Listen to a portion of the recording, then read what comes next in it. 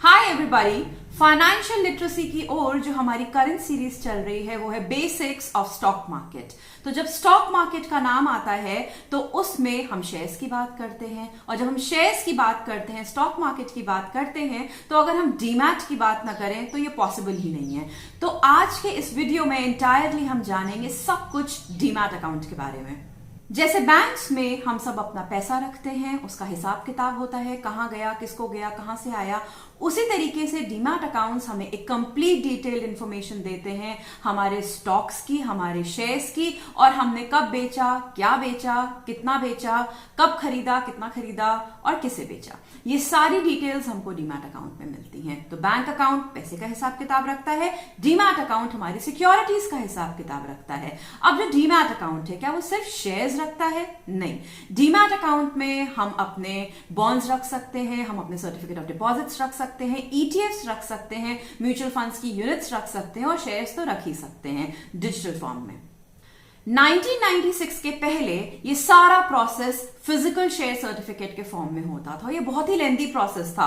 1996 के पहले जब ये मैंडेट आया है, धीरे धीरे करके लोगों ने अपने फिजिकल शेयर सर्टिफिकेट्स को डिजिटल फॉर्म में कन्वर्ट किया, और करते करते काफी साल लगे इस चीज को कंप्लीटली डिजिटल फॉर्म में आने के लिए। बट उसके पहले कंप्लीटली शेयर सर्टिफिकेट मिलते थे। अगर आप कोई शेयर खरीद रहे हो तो उसका एक लेंथी प्रोसेस होता था, और आपके नाम पर शेयर सर्टिफिकेट आने में मिनिमम 2 हफ्ते लग जाते थे। और अब क्या होता है, अब आपने क्लिक किया और आपके नाम पे शेयर्स कन्वर्ट हो गए, आपके नाम पे आपके डीमैट अकाउंट में शेयर्स ट्रांसफर हो गए और पैसा आपके अकाउंट से डेबिट हो गया।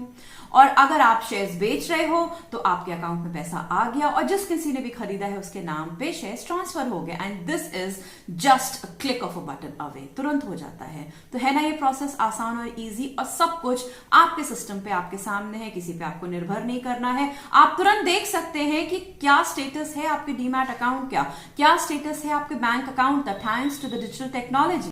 तो 1996 के बाद, दैट इज 1996 के बाद, ये जो प्रोसेस था फिजिकल शेयर सर्टिफिकेट्स को कन्वर्ट करना डिजिटल फॉर्म में, उसको डीमटेरियलाइजेशन कहते हैं, और उसी से हमारा वर्ड निकल के आया डीमैट। तो हम जो डीमैट अकाउंट्स खुलवाते हैं उसी के जरिए हम ट्रेड कर सकते हैं। नाउ शेयर ट्रेडिंग करनी है तो हमें किन किन चीजों की जरूरत है? हमें पता है हमारे बैंक में पैसा है तो डेफिनेटली बैंक अकाउंट की जरूरत है।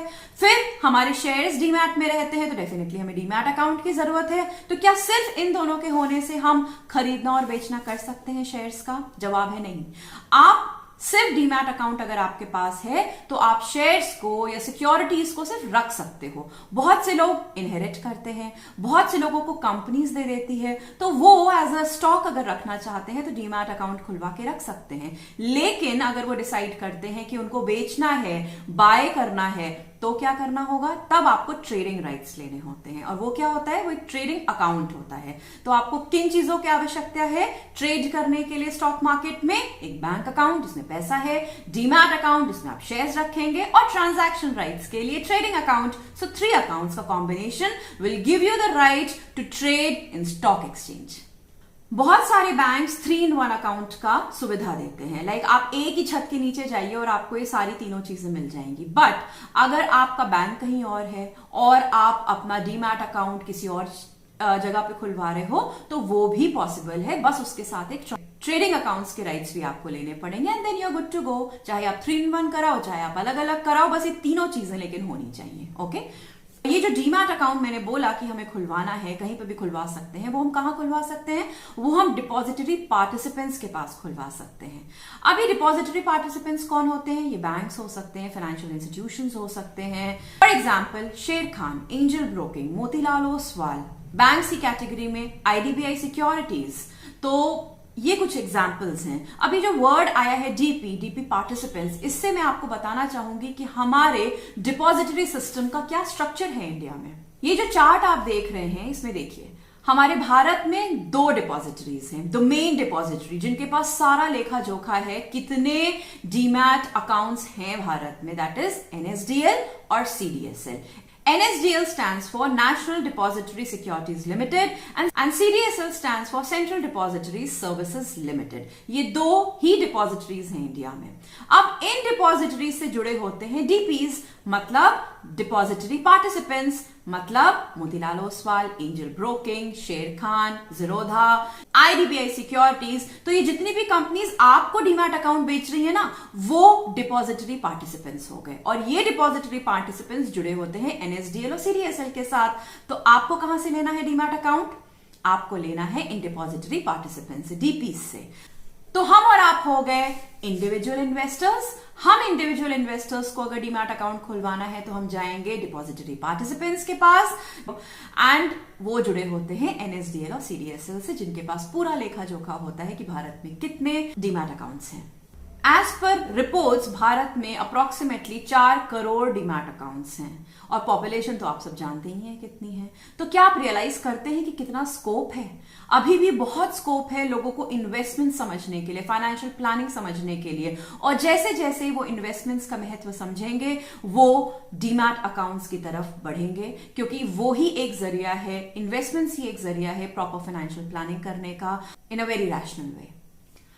अब ये तो हमने समझ लिया कि डीपीज के जरिए हम अपना डीमैट अकाउंट खोल सकते हैं, लेकिन इतनी सारी डीपीज हैं तो किसे चूज करना है, ये हम कैसे पता करें? बहुत सारे पैरामीटर्स होते हैं, बट मैं आपको 3 इंपॉर्टेंट पैरामीटर्स बताऊंगी जिसे आप जरूर ध्यान से देखिए, समझिए और फिर डिसाइड करिए कि आपको कहां पर अपना डीमैट अकाउंट ओपन करना है। नंबर 1, सर्विसेज कैसे प्रोवाइड करते हैं? आप अपने पीयर्स से पता कर सकते हैं, इतने सारे सोशल मीडिया प्लेटफॉर्म्स हैं, कोरा पे देख सकते हैं, ट्विटर पे कोई कंप्लेंट तो नहीं है उस डीपी के अगेंस्ट, और अपने आसपास के लोगों से ही पूछ सकते हैं। The most authentic thing is to check on the Twitter, क्योंकि सारा शोर वहां पे बहुत जल्दी आ जाता है। ये चेक करने के बाद आपके पास कुछ नंबर्स हाथ में आ जाएंगे, कुछ नाम हाथ में आ जाएंगे, फिर आप देखिए कि ब्रोकरेज कौन कितनी चार्ज कर रहा है। मोर और लेस सबकी बराबर होती है, लेकिन अगर जरा सा भी फर्क है दो में, आपको सस्ता पड़ रहा है, तो you will definitely go in for a cheaper one. और चेक कर लीजिए कि ज्यादा कंप्लेंट्स तो नहीं है किसी डीपी को लेकर के। सेबी पे भी आपको ये इन्फॉर्मेशन मिल सकती है, NSDL CDSL पे भी आपको कंप्लेंट्स पोर्टल पे ये जानकारी मिल सकती है। तो आप ये पता करके डिसाइड कर सकते हैं कि कौन से डीपी में आपको डीमैट अकाउंट खुलवाना है। और जब आप डिसाइड कर लेंगे कि किस डीपी में जाना है, तो वहां जाइए, या आपको एजेंट अप्रोच कर लेगा। सब कुछ घर पे भी पॉसिबल है, सब कुछ ऑनलाइन भी पॉसिबल है at a click of a button. And अगर आप विजिट करना चाहते हैं तो आप जाकर के भी फॉर्म फिल करके, जो भी उनके रिक्वायरमेंट्स है, डॉक्यूमेंटेशन रिक्वायरमेंट्स, उन्हें फुलफिल करके डीमैट अकाउंट खोल सकते हैं। तो मैंने यहां पे कंप्लीट किया है पूरा एक्सप्लेनेशन अबाउट डीमैट, बहुत ही बेसिक लैंग्वेज में। अब मैं पिकअप करूंगी कुछ बहुत इंपॉर्टेंट एंड बहुत popular questions related to demat account, जो अक्सर लोगों के दिमाग में होते हैं। तो ये 1 लाइनर्स हैं, जल्दी से हम इसे कवर अप करते हैं। नंबर 1, क्या हम डिपॉजिटरीज के साथ डायरेक्टली अपना डीमैट अकाउंट खोल सकते हैं? डिपॉजिटरीज मतलब NSDL CDSL? नहीं, हम डिपॉजिटरीज के साथ अपना डीमैट अकाउंट डायरेक्टली नहीं खोल सकते, हमें डीपीज के साथ खोलना होता है, विच इज डिपॉजिटरी पार्टिसिपेंट्स। फिर क्वेश्चन है, क्या हम जॉइंट होल्डर्स के साथ डीमैट अकाउंट खोल सकते हैं? जवाब है हाँ, आप सिंगल अकाउंट भी खोल सकते हो और आप जॉइंट होल्डर के साथ भी अकाउंट डीमैट का खोल सकते हो। तीसरा क्वेश्चन, क्या हम डीमैट अकाउंट ईदर और सर्वाइवर के फॉर्म में खोल सकते हैं? तो जवाब है ना, ये बैंक अकाउंट की तरीके से नहीं है। हम यहां पर सिर्फ सिंगल ओनर के नाम से और जॉइंट ओनर के नाम से खोल सकते हैं। ईदर और सर्वाइवर के नाम से हम डीमैट अकाउंट नहीं खोल सकते हैं।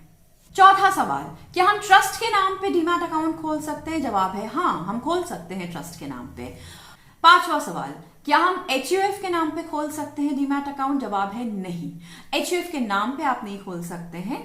HUF का जो कर्ता है उसके नाम पर आप डीमैट अकाउंट खोल सकते हैं।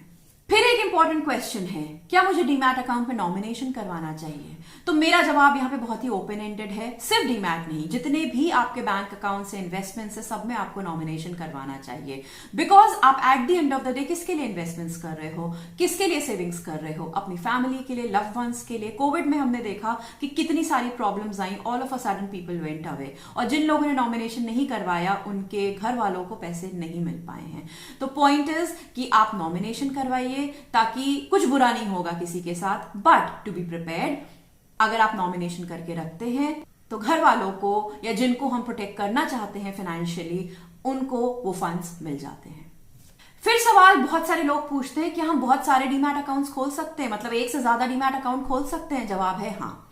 लेकिन इसकी एक कंडीशन है कि एक डीपी के साथ आप सिर्फ एक डीमैट अकाउंट खोल सकते हैं। मतलब अगर आपका शेर खान में अकाउंट है तो आपका एक ही अकाउंट होगा वहां पे डीमैट का। फिर अगर आप दूसरा चाहते हैं तो आप ज़ीरोधा में खुलवा लीजिए, तीसरा चाहते हैं तो आईडीबीआई सिक्योरिटीज में खुलवा लीजिए, आपकी चॉइस है, आप जहां पे भी ओपन करना चाहते हैं, बट 1 डीपी। फिर बहुत से लोग पूछते हैं क्या मैं पावर ऑफ अटॉर्नी का यूज कर सकता हूं डीमैट अकाउंट को डील करने में? यह जवाब है हाँ, आप पावर ऑफ अटॉर्नी दे करके अपने ट्रांजैक्शंस को मैनेज करवा सकते हैं। And the last question but not the least, trust me बहुत सवाल है, मैंने हैंड पिक किया है सिर्फ बहुत ही पॉपुलर क्वेश्चंस को। क्या आप अपने अकाउंट को क्लोज करके एक नए डीपी में शिफ्ट करा सकते हैं अपने डीमैट अकाउंट को? तो जवाब है हाँ, आप अपने अकाउंट को क्लोज करके शिफ्ट करा सकते हैं एक नए डीपी के साथ। तो इसी के साथ मैंने कंप्लीट किया है ऑल अबाउट डीमैट अकाउंट। अगर आपको मेरा ये वीडियो पसंद आया है, don't forget to subscribe to my channel, hit that like button and please bell icon जरूर बजाइएगा, बिकॉज मैं रेगुलरली अपडेट्स करती रहूंगी टुवर्ड्स फाइनेंशियल लिटरेसी, सूनर और लेटर ऑन करियर डेवलपमेंट। तो जुड़े रहिए मेरे साथ, मुझे भी मोटिवेट करिए, अपने नेटवर्क में शेयर करिए। अगर आपको ये कंटेंट अच्छा लगता है, only you can help me reach the people, I can do it myself alone. Bye for now, namaste, take care.